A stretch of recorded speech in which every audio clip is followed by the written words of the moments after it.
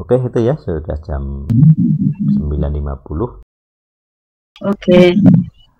Ya, demikian sesi kita sudah nih counter di hitungan rekaman sudah 2 jam 53, sudah 3 jam.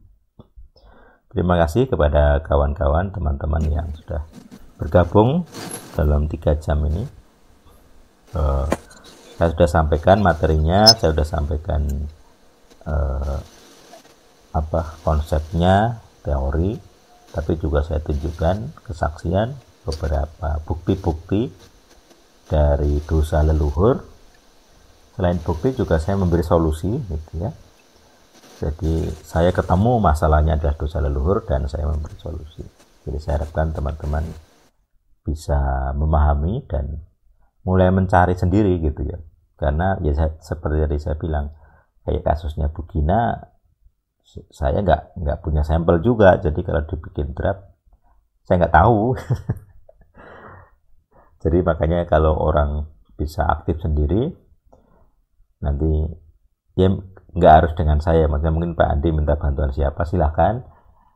Nanti saling bantu ya. Nggak harus dengan saya maksudnya. Jadi supaya teman-teman juga berlatih mencari dosa, memetakan dosa. Kemarin Pak Wid membahas tentang adiknya, mempertanyakan kenapa kita harus memetakan dosa, mencari-cari dosa. Karena sulit gitu. Jadi teman-teman di sini udah teorinya udah ngerti, seharusnya ya udah saya jelaskan. Teori ayat sudah ada. Tetapi untuk praktek kan belum tentu ya. Jadi mungkin oke, percaya gitu. Tapi ketika praktek belum tentu. Prakteknya apa ya pengakuan sendiri, mencari sendiri. Nah, itu yang sebenarnya lebih efektif gitu. Karena kalau harus nunggu saya juga ya tadi kadang ada kadang enggak gitu, dan mungkin tidak sesuai kebutuhan gitu. Kalau misalnya tadi tentang dosa-dosa yang dialami entah dari keluarganya Anjar atau dari CS atau dari Bu Gina sendiri, mungkin karena saya nggak ngalami gitu, jadi saya nggak bisa membuat draft.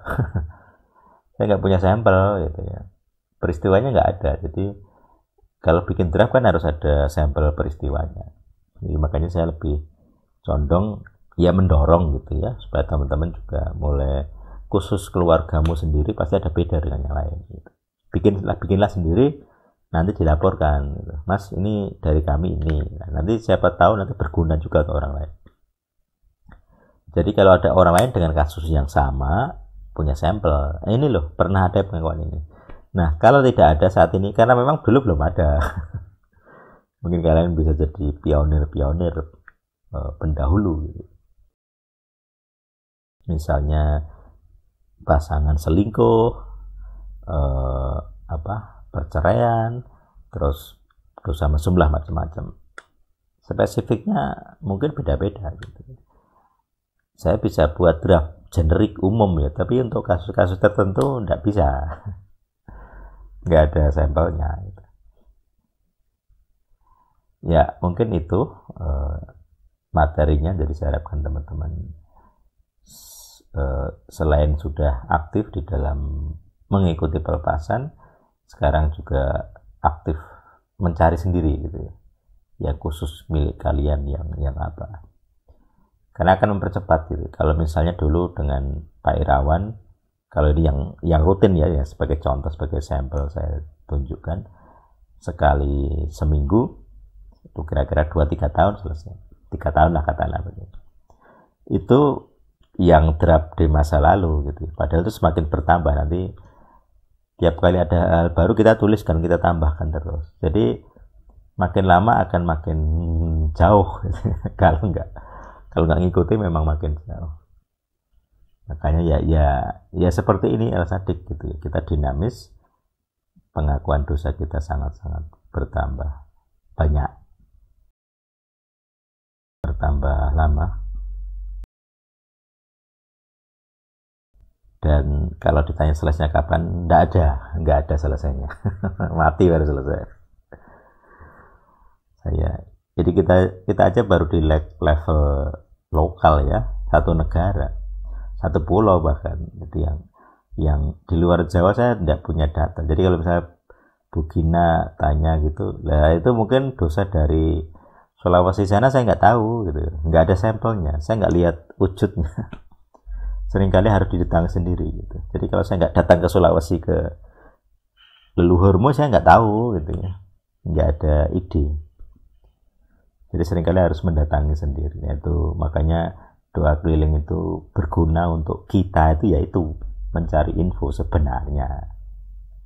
Tapi kan ya nggak semua orang sanggup ataupun berani untuk doa keliling. Ya tidak apa-apa. Yang penting kita berjuang sebisanya saja. Saya juga berjuang sebisa saya.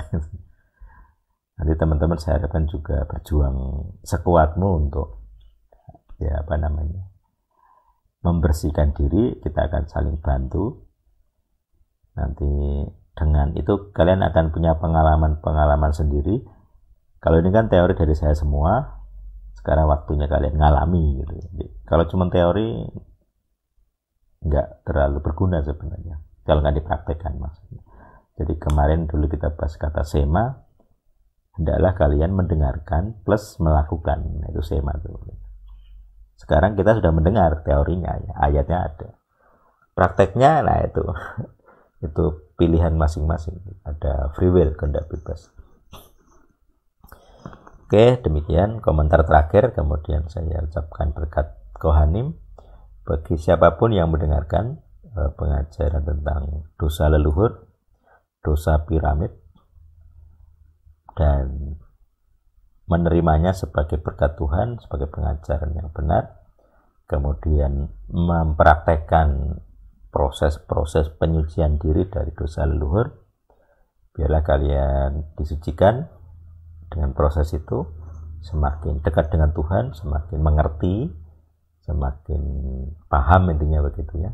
Tapi juga mengalami sendiri bagaimana Tuhan memproses kalian dengan proses-proses penyucian itu. Kalau kalian sudah sanggup melakukannya, biarlah kalian juga diberkati dalam pekerjaan, dalam keluarga, kesehatan jasmani, jiwani, dan rohani. Dan tentu saja endingnya atau akhirnya adalah supaya kita bisa berperan di dalam misi kerajaan Tuhan, entah apapun itu, misi yang amanat agung. Nah nanti bila kalian berhasil melakukan misi-misi yang sudah ditetapkan Tuhan khusus ya untuk kalian. Demikian ucapan berkat Kohanim yang saya sampaikan di dalam nama Yehosua, Sang Masiah, Juru Selamat yang diurapi. Amin. Oke, silahkan bisa buka kamera kalau ada. Kita siap-siap pamit ya. Terima kasih Mas Ete. Ya. Tuhan memberkati. Tuhan memberkati. Kita tutup dalam 1, 2, 3. Sampai jumpa lagi.